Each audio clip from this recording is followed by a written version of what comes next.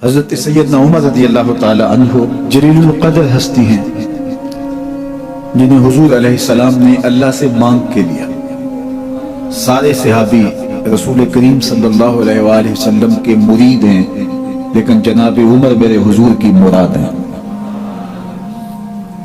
39 لوگ جب اسلام لا چکے، 39ویں شخص حضرت امیر حمزہ رضی اللہ تعالی عنہ تھے، اور ان کا ایمان لانا مسلمانوں کے لیے بہت بڑی ڈھارس اور بہت بڑے حوصلے کا سبب و ذریعہ بنا۔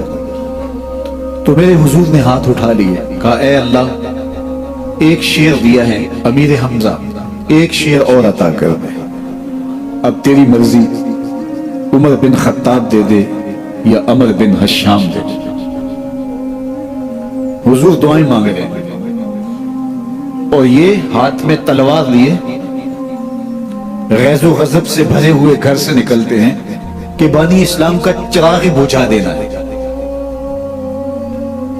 راستے میں ایک صاحب ملے اور کہا کہ عمر، تیور کوئی اچھے نہیں لگتے، خیر تو ہے، کدھر جا رہے ہو؟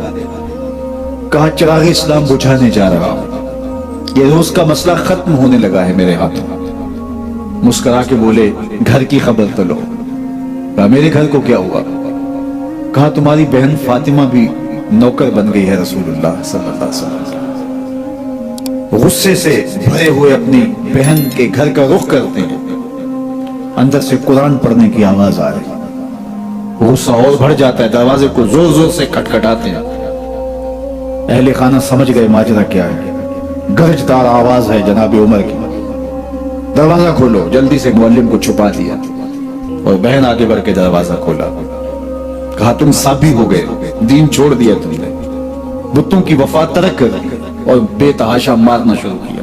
بہن کا سر پھٹ جاتا ہے، خون بہنے لگتا ہے، اور یہ مارتے چلے جاتے ہیں۔ فاطمہ بنت خطاب بولی عمر، تم خطاب کے بیٹے ہو، سنو میں بھی خطاب کی بیٹی، جو ظلم جو جبر کرنا ہے کرو، میں محمد عربی کا دامن نہیں چھوڑوں گی۔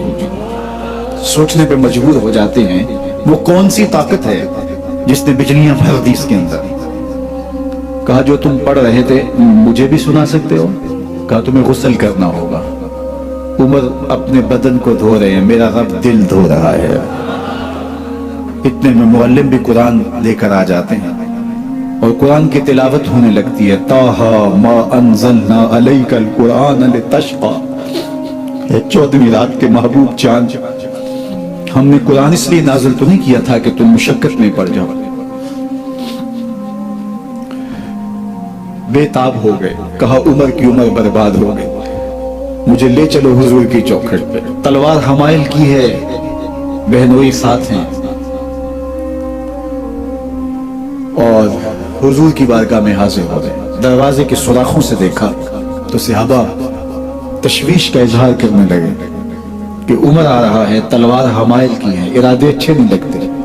جناب امیر حمزہ نے کہا دروازہ کھول دو، اچھی نیت سے آیا تو استقبال کریں گے، نیت اچھی نہیں ہے تو اس کی تلوار سے اس کی گردن کاٹ دیں گے۔ حضور کے سامنے جا کے بیٹھ گئے، گلے میں کپڑا ڈالا تھا، حضور نے پکڑ کے کہا عمر، ابھی وقت نہیں آیا کہ تم اسلام لے آؤ؟ یہی وقت تھا عمر کے اسلام لانے کا۔ لبوں پہ کلمہ جاری ہو گیا، اللہ اکبر کی صدا اس زور سے گونجی کہ مکے کی گلیاں گونجنے لگی۔ اسلام لانے کے بعد حضور سے پوچھتے ہیں حضور کیا ہم حق پر نہیں ہیں؟ فرمایا ہم حق پر، اللہ کا دین سچا نہیں ہے؟ کہا اللہ کا دین سچا ہے۔ آپ اللہ کے سچے نبی نہیں ہیں؟ فرمایا میں اللہ کا سچا نبی ہوں۔ تو کہا پھر ہم چھپ کے عبادت کیوں کریں؟ اب مسلمانوں کی دو صفیں بنتی ہیں، ایک صف کی قیادت امیر حمزہ کرتے ہیں، دوسری صف کے آگے آگے عمر بن خطاب چلتے ہیں، اور حضور درمیان میں ہیں، اور یہ ملکوتی قافلہ صحن حرم میں آ کے اعلانیہ عبادت کرتا ہے۔ حضرت عبداللہ ابن مسعود رضی اللہ تعالیٰ عنہ فرماتے ہیں عمر کا اسلام لانا اسلام کے لیے عزت کا سبب بنا، اسلام کے وقار کی علامت بن گیا۔ ایک ایک کے دروازے پہ جا کے دروازہ کھٹکھٹا کے کہتے ہیں، وہ تو اور خبر سننے کے لیے بے چین تھے کہ یہ بانی اسلام کی زندگی کا چراغ بجھانے گیا تھا، کوئی خبر لایا ہوگا۔ وہ کہتے ہیں آؤ عمر کدھر آئے ہو؟ کہا تمہیں بتانے آیا ہوں، کمزوروں سے پنجہ آزمائی کرتے رہے ہو، آؤ میرے سے بات کرو، میں محمد عربی کا نوکر بن گیا ہوں۔ اللہ اکبر. میرے حضور نے فرمایا جب اچھے لوگوں کا ذکر کرو تو میرے عمر کا ذکر بھی کیا کرو. میرے عمر کی زبان پر حق بولتا ہے, سچ بولتا ہے. ان الشیطان یفر من ذل عمر, عمر کے سائے کو دیکھ کے شیطان بھاگتا ہے. اللہ اکبر. اسلام لائے تو زندگی کی ایک ایک سانس اسلام کے لیے وقف کر دی. حضور کا پہرا دیا, حضور کی ناموس کا پہرا دیا, حضور کی شریعت کا پہرا دیا. اسلامی فتوحات پھیلی تو پھیلتی ہی چلی گئیں. کبھی مصر فتح ہو رہا ہے, کبھی ایران فتح ہو رہا ہے, آرمینیا تک مسلمانوں کی افواج پہنچتی ہیں. 22 لاکھ مربع میل پر حضرت عمر رضی اللہ تعالیٰ عنہ کی سلطنت پھیل جاتی ہے. عدل و انصاف کا دورہ ہوتا ہے. زمانے نے دیکھا کہ غیر مسلم بھی عدالت میں کھڑا ہے تو اسے خوف نہیں ہوتا تھا کہ میرے سے ناانصافی ہوگی, اس لیے کہ حکومت عمر کی چل رہی ہے. وہ بھی مطمئن ہوتا تھا کہ میرے ساتھ انصاف ہوگا.